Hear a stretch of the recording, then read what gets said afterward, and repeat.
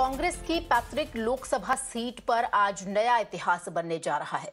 Rahul Gandhi Raebareli Lok Sabha seat से नामांकन करते ही गांधी परिवार की तीसरी पीढ़ी का रायबरेली से राजनीतिक सफर शुरू होगा। कांग्रेस के युवराज राहुल गांधी अपनी मां सोनिया गांधी की रायबरेली में राजनीतिक विरासत को संभालेंगे। दरअसल कांग्रेस आलाकमान ने रायबरेली से राहुल गांधी और अमेठी से केएल शर्मा के नाम पर मुहर लगा दी है। आपको बता दें कि रायबरेली और अमेठी लोकसभा सीट कांग्रेस का गढ़ रही है। रायबरेली से राहुल गांधी चुनावी मैदान में हैं। इससे पहले सोनिया गांधी रायबरेली सीट से चुनाव लड़ती थी। इस बार सोनिया गांधी के राज्यसभा चले जाने के बाद से सीट खाली हो गई थी। इस सीट पर लोकसभा चुनाव के 5वें चरण यानी 20 मई को मतदान होगा। राहुल गांधी का मुकाबला बीजेपी के दिनेश प्रताप सिंह से होगा। कांग्रेस पूरी तरह से डरी हुई है। अमेठी छोड़कर के वायनाड गए थे, अब रायबरेली आए हैं। प्रदेश की जनता इन्हें नकार चुकी है। रायबरेली, अमेठी सहित सभी 80 सीटों पर बीजेपी प्रचंड बहुमत के साथ आ रही है और कांग्रेस को इसी बात का डर है। बार बार वो नया रास्ता तलाशते हैं, लेकिन इस बार रायबरेली में भी कांग्रेस को मुंह की खानी पड़ेगी। ये प्रियंका गांधी के बीच चुनाव लड़ने की चर्चा थी, लेकिन वो तो मैदान में उतरी ही नहीं, तो क्या वो इतना डर गई? देखिए, कांग्रेस डरी हुई है। उनके पास 0 सीट का आंकड़ा है। उत्तर प्रदेश में उनके सर्वे में इंटरनल जो चर्चा हुई है, वो फेस सेविंग के लिए रायबरेली गए। रायबरेली के लोग भी उन्हें नकार देंगे और बीजेपी वहां प्रचंड बहुमत के साथ आएगी। सस्पेंस जो था वो खत्म हो गया है। राहुल जी आज नामांकन करने जा रहे हैं। किस तरीके से आगे की चुनौती को आप देख रहे हैं? देखिए आशुतोष जी, निश्चित तौर से हम लोगों ने बहुत पहले ही कहा था कि राहुल जी लड़ेंगे चुनाव, और वो जो मैंने कहा था वो चीज़ें सही हुई।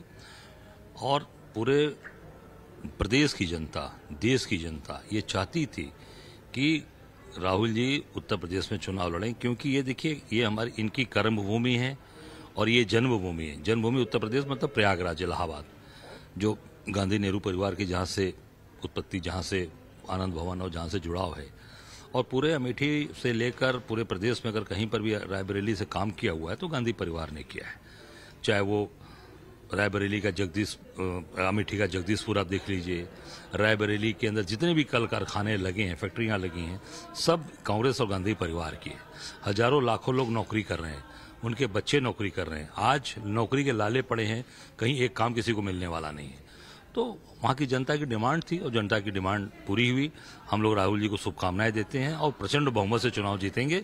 और उसका असर 5 फेज पर, जो 5 फेज अभी पूरे देश के हैं, उन 5 फेज हम लोग प्रचंड बहुमत से जीतेंगे। और पूरे देश के अंदर इंडिया गठबंधन का एक लहर जो चल रही थी उससे और प्रचंड लहर चलेगी और देश में इंडिया गठबंधन की सरकार बनेगी। कुछ समय पहले तक राहुल गांधी जी कहते थे, डरो मत, डरो मत, डरो मत। अब डर डर कर कभी अमेठी से वायनाड, कभी वायनाड से रायबरेली, ये दिखाता है कि हार का डर कहां कहां लेकर जा रहा है। न्याय नहीं दिला पाए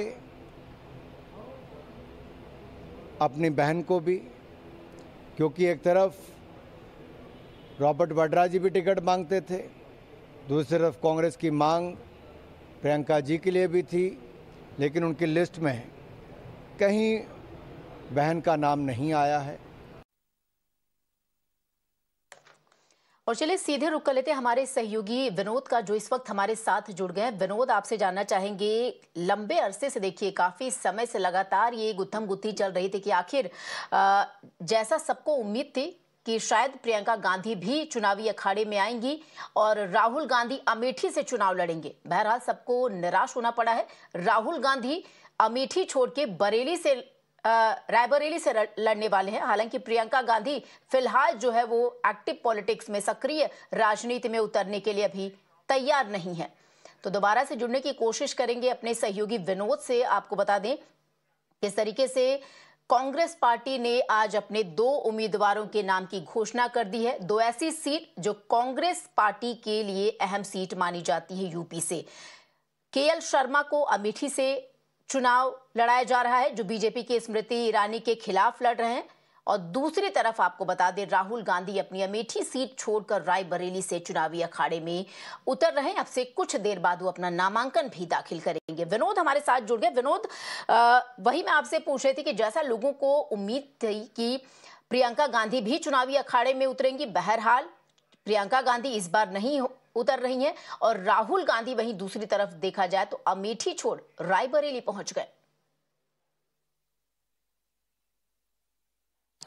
बिल्कुल, अब जिस तरह से एक लंबे समय तक इस बात पर सस्पेंस बना हुआ था, सवाल उठ रहे थे, और ये इसलिए सस्पेंस था और इसलिए सवाल था क्योंकि खुद कांग्रेस पार्टी, जो उत्तर प्रदेश की कांग्रेस के नेता हैं, जो कांग्रेस के वर्कर्स हैं, जो अमेठी में पार्टी के समर्थक और नेता हैं, वो लगातार ये कह रहे थे कि गांधी परिवार को इस सीट को नहीं छोड़ना चाहिए, उन्हें अमेठी और रायबरेली आना चाहिए। ये पारंपरिक सीट उनकी है, उनकी विरासत है और ऐसे विरासत को किसी के हवाले नहीं करना चाहिए। इसीलिए बात हो रही थी क्या राहुल गांधी आएंगे नहीं आएंगे। अब आधिकारिक घोषणा हो गई कि भाई राहुल गांधी जो है वो रायबरेली से और केएल शर्मा जो है वो अमेठी से जाएंगे।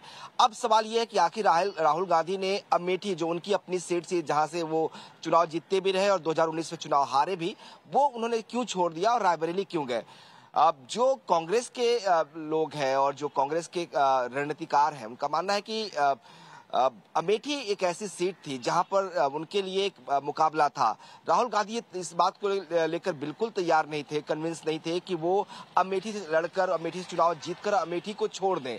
उनको लगता था कि अमेठी अगर वो छोड़ देते हैं तो एक बड़ा मैसेज जाएगा वायनाड को, अगर वो ऐसे में वायनाड छोड़ते हैं तो वहां से गलत मैसेज जाएगा।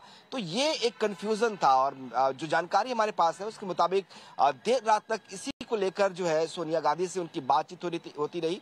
सोनिया गांधी का मानना था कि जो उनकी विरासत है, जो उनकी सीट है रायबरेली, जहां से वो सांसद है, वो सांसद थी, वो अपने बेटे राहुल गांधी को ही देना चाहती थी और इसीलिए राहुल गांधी को मनाया गया कि रायबरेली सीट से अगर वो लड़ते हैं तो सोनिया की विरासत को वो संभालेंगे। और बतौर जिस तरह से कांग्रेस को संभाल रहे हैं, सोनिया चाहती थी कि उनके बाद उनका खुद का बेटा जो है वहां से चुनाव में आए और इसीलिए ये फैसला हुआ कि राहुल गांधी जो होंगे वो रायबरेली की, अमेठी की जगह पर रायबरेली से चुनाव लड़ेंगे और इसीलिए वहां चुनाव लड़ा गया। हालांकि विपक्ष और बीजेपी इसको लेकर जरूर सवाल उठा रहे हैं। उनका कहना है कि परिवार के अंदर जो है अंतर्द्वंद चल रहा है, भाई बहन के बीच जो है युद्ध चल रहा है और इसीलिए राहुल गांधी नहीं चाहते कि प्रियंका गांधी वहां पे आए। प्रियंका की नजर रायबरेली पे थी। तो ये एलिगेशंस बीजेपी लगा रही है जरूर, लेकिन जो पार्टी के रणनीतिकार हैं, जो पार्टी के लोग हैं, वो मानते हैं कि ये ऐसा फैसला है जिससे कि अगर रायबरेली से राहुल गांधी जीतते हैं तो वायनाड से ड्रॉप कर सकते हैं अपनी सीट और वहां से प्रियंका गांधी चुनावी मैदान में जा सकते हैं। इस तरह से एक भाई जो होगा वो नॉर्थ इंडिया से प्रतिनिधित्व करेगा और बहन जो होगी वो साउथ इंडिया से करेगी, क्योंकि कांग्रेस ये मानती है कि वायनाड भी जीत रहे हैं और वो रायबरेली जीतेंगे। तो रायबरेली को राहुल गांधी सस्टेन करेंगे और वायनाड को में बाई इलेक्शन होगा और वहां से प्रियंका गांधी आएंगी। जी बिल्कुल विनोद, देखिए ये तो भविष्य की बातें हैं क्योंकि जनता को इंतजार था कि प्रियंका गांधी इस बार ही चुनावी अखाड़े में उतरेंगी और बहरहाल नतीजा क्या होगा वो अभी फिलहाल आने वाला कल बताएगा। विनोद, आपसे ये भी जानना चाहेंगे कि जैसे कांग्रेस पार्टी की तरफ से कहा जा रहा है, खुद प्रियंका गांधी वाड्रा ने भी कहा कि किसी को तो संचालन का कार्य संभालना पड़ेगा, इसलिए मैं फिलहाल सक्रिय राजनीति में नहीं हूं, संचालन का कार्यभार संभालूंगी।